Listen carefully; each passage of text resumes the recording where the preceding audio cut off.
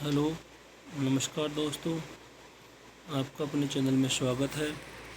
हम लेके आए आज कक्षा 12 की मानव भूगोल का दूसरा चैप्टर विश्व जनसंख्या वितरण घनत्व और वृद्धि।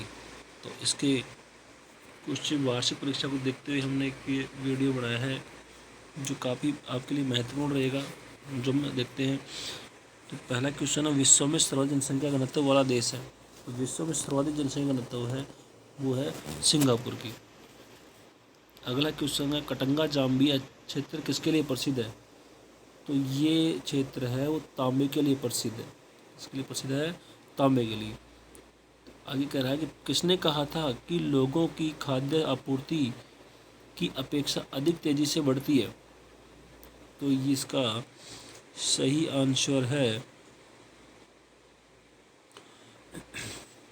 इसका सही आंसर है माल्थस। इसने किसने कहा था ऐसा? माल्थस ने। जापान का कोबे ओसाका क्षेत्र किस कारण से शान बसा हुआ है? वह है, इसका आंसर है औद्योगिक क्षेत्र के कारण। जननांग के संक्रमण की प्रथम अवस्था से संबंधित है। तो वह है उच्च जन्म दर और उच्च मृत्यु दर। अगला क्वेश्चन है,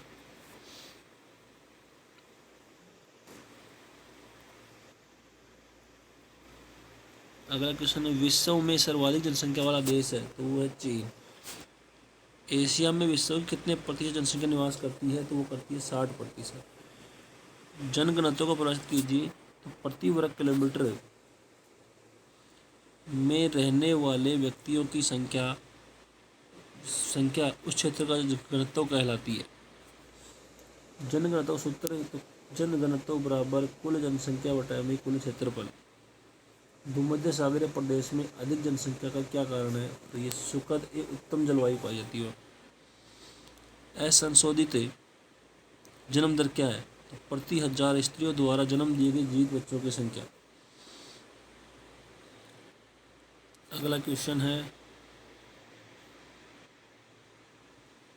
उत्प्रवास क्या है? तो प्रवासी जो एक स्थान से बाहर चले जाते हैं उत्प्रवासी कहलाते हैं। जनसंख्या वितरण को प्रभावित करने वाले दो कारक, पहला कारक है जलवायु, दूसरा कारक है मृदा।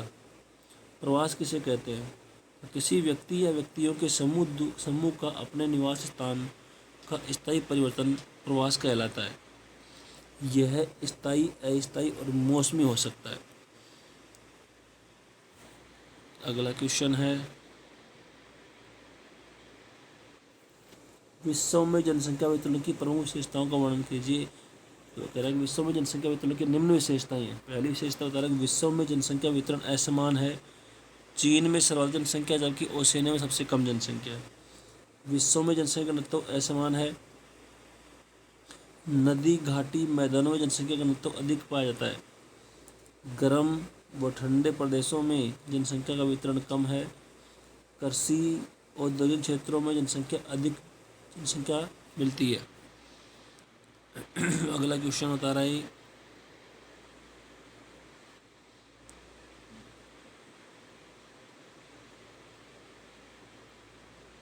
कि विश्व में जनसंख्या वितरण को प्रभावित करने वाले कारकों का वर्णन करो। ये वर्णन कीजिए। तो विश्व में जनसंख्या वितरण को प्रभावित करने वाले कारक हैं। इसमें पहला था उच्चावच। यह पर्वत, पठार, उबड़ खाबड़ क्षेत्रों में जनसंख्या कम मिलती है, जबकि मैदानी क्षेत्रों में जनसंख्या अधिक मिलती है, जैसे गंगा का मैदान। फिर दूसरा जलवायु, तो अधिक ठंडे व गर्म प्रदेशों में जनसंख्या कम मिलती है, जबकि मानसूनी प्रदेशों में जनसंख्या अधिक मिलती है। मृदा, उपजाऊ मृदा क्षेत्रों में अधिक जनसंख्या, जबकि ऊसर क्षेत्रों में कृषि नहीं होने के कारण जनसंख्या कम मिलती है।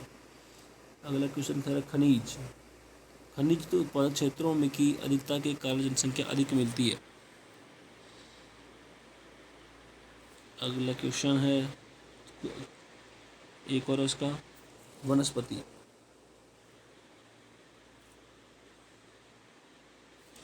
अधिक शान वनों जनसंख्या कम, जबकि कोणधारी आर्थिक महत्व वाले खुले वनों में जनसंख्या अधिक मिलती है। अगला क्वेश्चन, जनसंख्या वृद्धि व ह्रास के परिणामों को स्पष्ट कीजिए। किसी देश की जनसंख्या वृद्धि उस देश के आर्थिक विकास का धनात्मक या ऋणात्मक दोनों प्रभाव हो सकते हैं। तो इसका प्रभाव है जनसंख्या वृद्धि के प्रभाव संसाधनों की लगातार कमी जैसे भूमि, मृदा, पेयजल।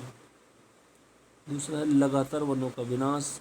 तीसरा है जलवायु परिवर्तन, प्रदूषण की समस्या। चौथा है नगर में मलिन व गंदी बस्तियों का विस्तार।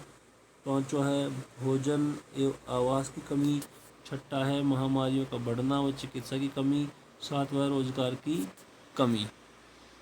और जनसंख्या कहिए तो जनसंख्या का परिणाम, फिर इस जनसंख्या ह्रास के परिणाम वो है देश के संसाधनों का पूर्ण उपयोग नहीं हो पाता, देश की आधारभूत संरचना स्वयं स्थिर हो जाती है, देश के साधनों का कम विकास होता है। अगला क्वेश्चन है कि प्रवास किसे कहते हैं, इसके प्रकारों का वर्णन कीजिए। तो प्रवास किसी व्यक्ति या व्यक्तियों के समूह का अपने निवास स्थान का स्थायी परिवर्तन प्रवास कहलाता है। यह स्थायी या अस्थायी या मौसमी हो सकता है। प्रवास के निम्न प्रकार है, 3 प्रकार है। पहला प्रकार अंतर्राज्यीय प्रकार।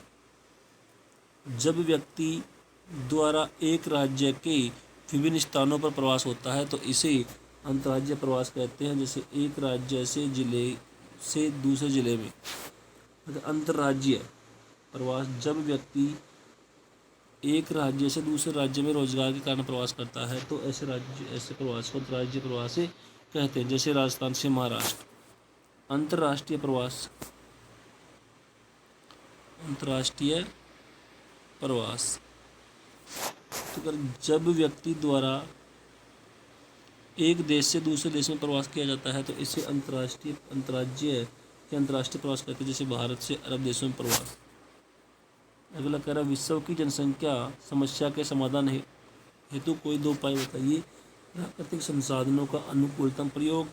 दूसरा कोयला, पेट्रोल, बिजली के अधिकतम उपयोग और नियंत्रण। तो ठीक है दोस्तों, हम आज इतना ही